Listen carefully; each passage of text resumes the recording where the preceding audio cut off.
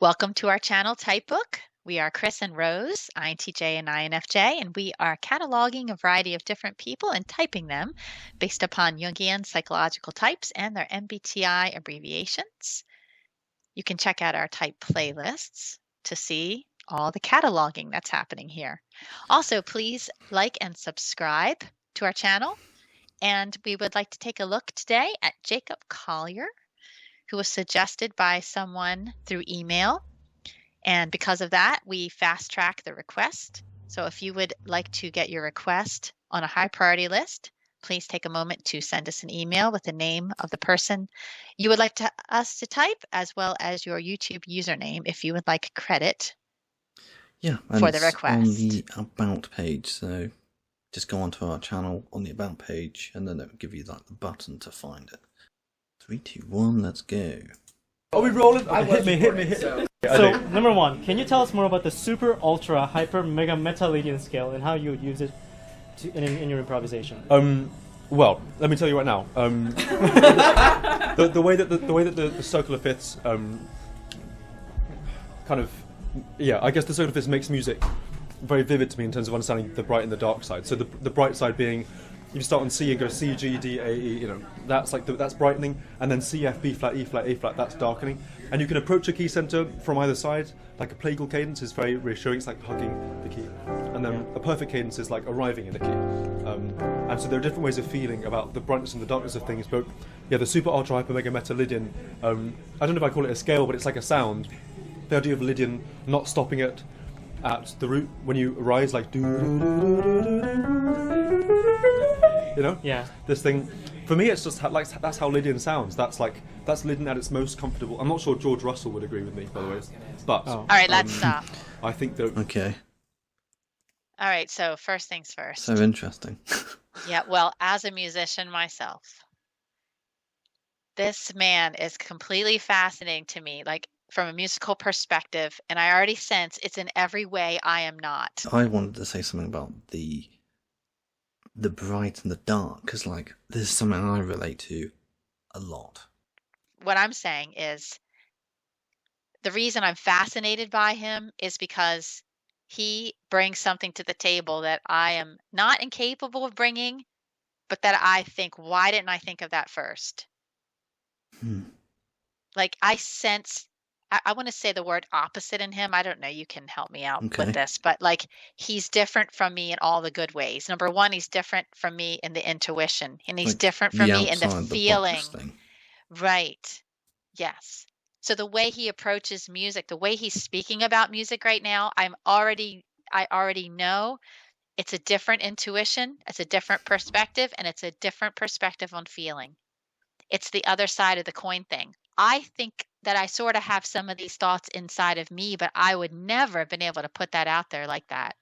And when I hear him talk about music in this way, it's so engaging to me.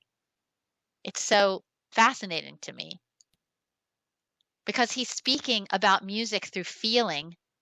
But you and I were speaking about this yesterday, and we'll get into this more. Like an FE person, we kind of feel our way through music. But then he's doing the same thing, but then he's actually expressing it and talking about it. Like there's some connection there with the FI. Right. I relate to the way he speaks in terms of like light and dark, because like, this is things I say. I don't study music like you have, but like I have this sort of like FI connection to the same way. And isn't this why you and I can have interesting conversations personally about music?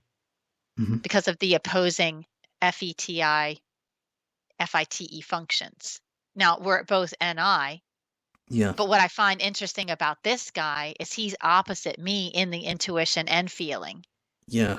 I mean, I don't like recognize it. I just think like as in terms of opposite intuition so much. Maybe it's you are, but perhaps you're wrong. Perhaps it's not really. Perhaps it's not, the right. TE. Yeah, maybe it is. Maybe it's just the this TEFI. dude's like speaking my language, like I'm like connecting to him on like a very feeling and thinkerish kind of level. He's translating at my wavelength, and I'm like, wow, how did you come up with this? Sort of thing. I mean, it is a bit bewildering. Yeah, that as a sound, that's that's optimum brightness. And then if you go, that's like the opposite kind of scale, because that's, I don't know if I call it super Locrian, but it like continuously wraps itself around the darker side of the cyclopiths. K sis to F, K sis to B flat, E flat, E flat. And yeah, that way of thinking, it's really informed me a lot about, first of all, navigation, but also like colouring in chords. Wow. Navigation. I saw the post of you discussing negative harmony with Herbianka. Yeah. So what is that? Oh, so this, it's funny, that's kind of linked to the last question, but this guy, Ernst Levy, he wrote a book a few years ago, like a few decades ago, called A Theory of Harmony, and he's from Europe or something.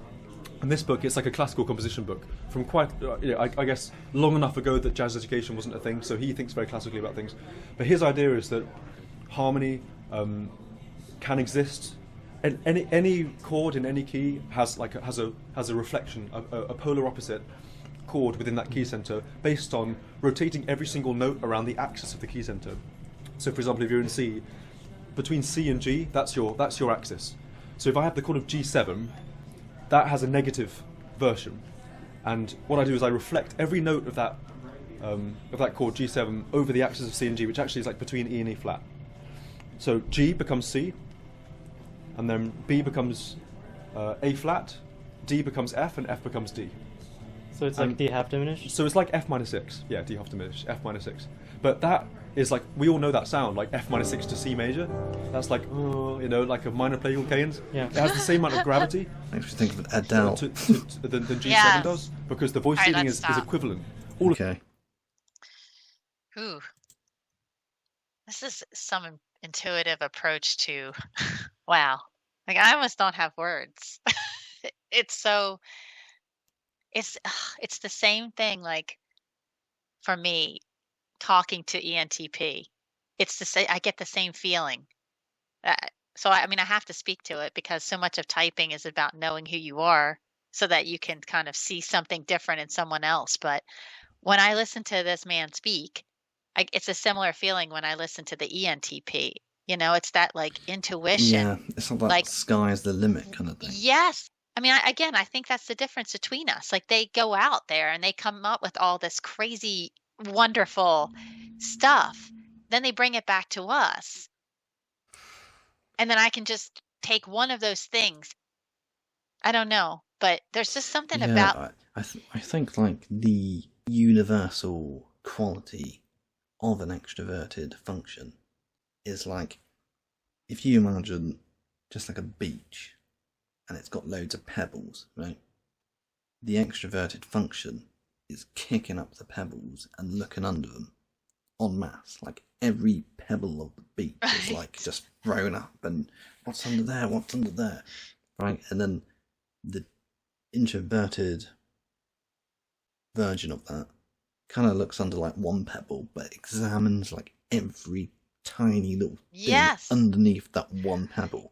Exactly. So then when it comes to a guy like this, you're like, oh my goodness, he's travelled the stars and like landed on every planet there is, and I'm on Earth. Yeah. And then that's what I was just saying about, this is why I love my conversations with them, because they literally throw all this stuff at me. Look, this pebble, I found under this pebble, I found under this pebble. And I'm like, stop. It's like, I want to take every little thing and just spend much time on it. There's one other thing I want to say as well. Like, ENFP has got the reputation of being crazy. And of course, everyone says, well, the ENFP is an any dom. And because he's an any dom, that's what makes him the craziest. But to be honest, I think this is another combination thing. It's the NE, but also with TE. TE can be like very, it just doesn't shut up, take it from me. Yeah. Like, and I want to say, I just keep going on. And I want to say something else about this, but let's listen to a little bit like, more. Not only has he got that huge scope, but he's got like this huge scope to explain it and just go blah, blah, blah, blah, blah, and just like I would, for instance, where I just have a video and then we start going off and like go off in the completely wrong direction, and you have to like hook me back. Right, exactly. Okay, 3, 2, 1, go. All of the notes have the same amount of gravity to the thing, but you know, like the A flat and F minor 6 wants to sink to the G in the same way that the B wants to rise. So what Ernst talks about is this idea of that polarity, like the gravity is as strong, but it's kind of like it converts everything Stop. perfect to plagal, and then Like, really though, think, is this really NE you're seeing, or is it TE? You know, it's a good point. The thing is, you can't really split them. You know, because I relate like to the way he's so excited about expressing these thoughts and ideas he's had. You know, has he done the intuition and the feeling, and now is he TEing it? You know, and people don't say this stuff. You know, they just say, "Oh yeah, NE's wacky. Anyone who's got NE, like in the first two, is going to be an absolute nut job."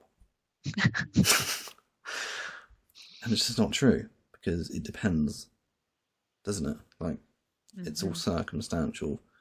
Anyway, you should like and subscribe. Smooth.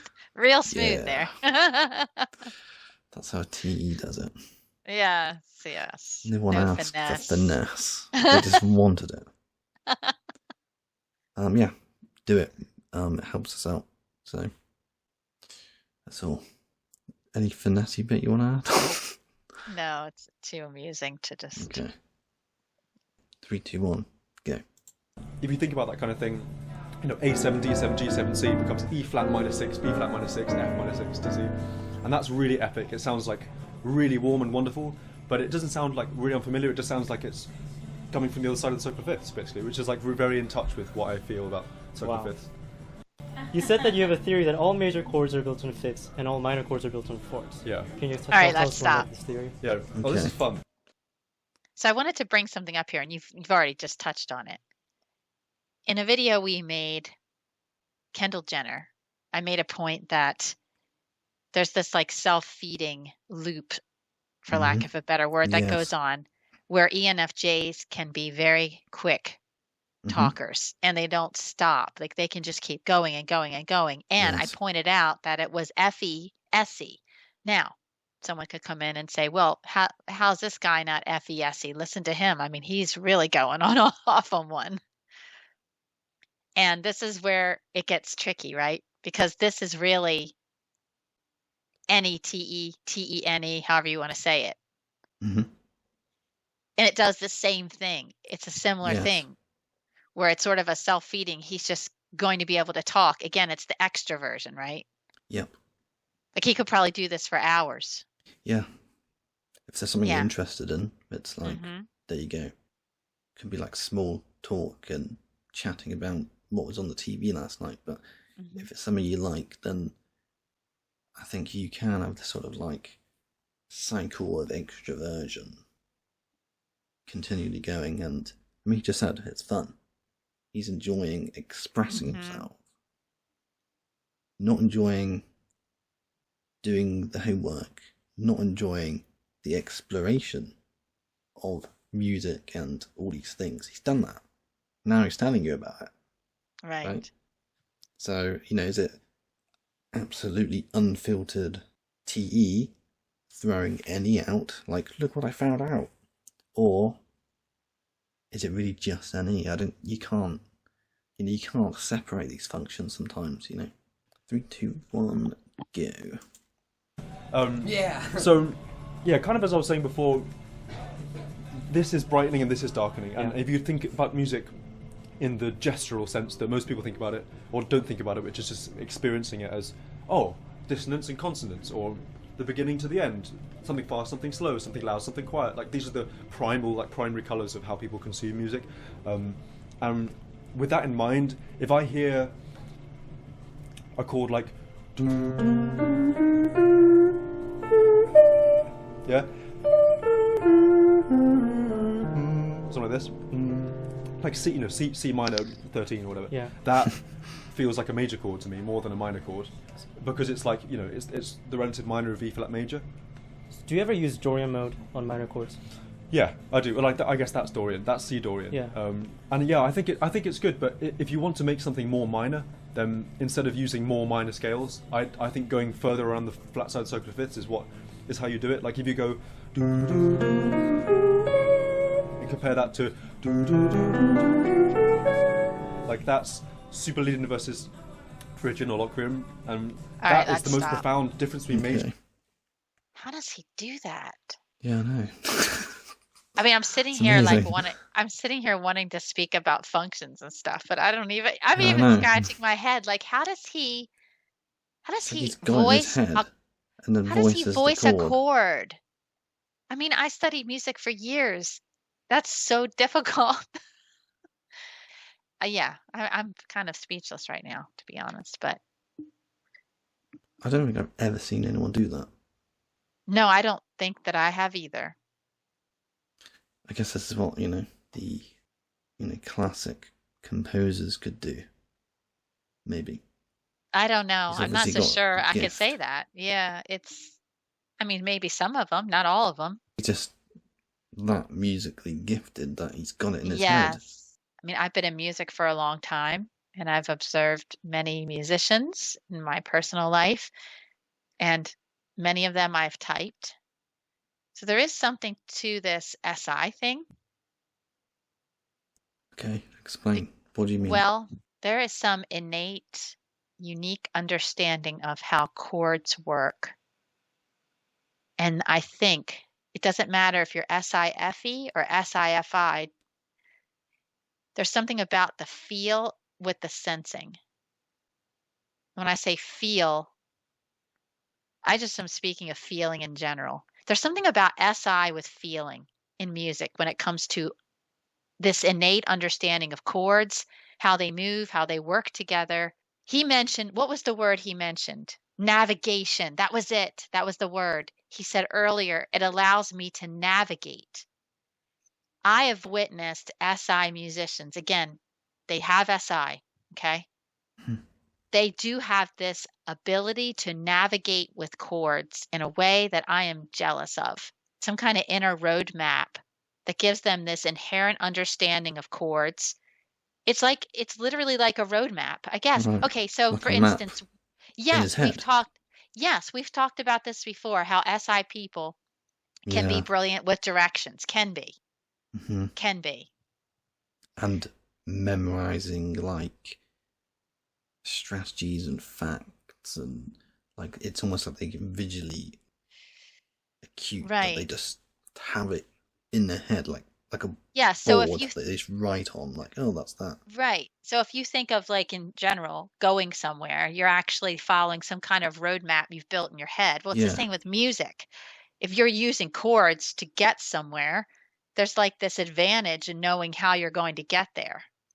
Right. Well, So in terms of being I wouldn't say it's an advantage. I wouldn't say it's an advantage. It's probably just a different way of doing it, right? It's not like an SE can't, but they have to use what they have to do it in their way. If it's more difficult, then you might choose a different route. Right. Basically. Okay, so for instance, an SI person might not need to consult the map because they've been there once. They remember the landmarks. Okay, they get there. I can still get there. I just need to use the map. We both can achieve this, but in our own ways. So I'm not saying that an SE person can't do this with chords, but I'm saying I'm recognizing something in Jacob Collier, in SI musicians in general, that's different to my process. Because I believe that SE people can do the same thing, but we get there in a different way. It's like we're both on two different roads getting to the same place. Okay, then. So, like, as an FI, I would say I feel. Try it. Experiment. See if it feels right. Like, oh, that sounds right. I like that. For some reason. Right? Are you saying that perhaps that's what he does? But then he's got the map. So almost like the FI is the way to explore the ocean. And then, once it's mapped, They're like, we're going this way because we want Yes. this kind of song. Yes, but I would also say that an SITI musician is doing a similar thing, using TI in place of FI to do it. Right. There's more to explore here, definitely. I mean, this type thing is just fascinating from so many different angles because you can speak to so many different subjects. Everything. Yeah, everything. Exactly. Thank you for watching. Don't forget to like, subscribe, and click the notification bell. Remember, each video is not a comprehensive analysis. If you want to know more about a specific psychological type, check out the playlists where we have unique takes for each person. Here are some suggested playlists for you to watch and other relevant videos.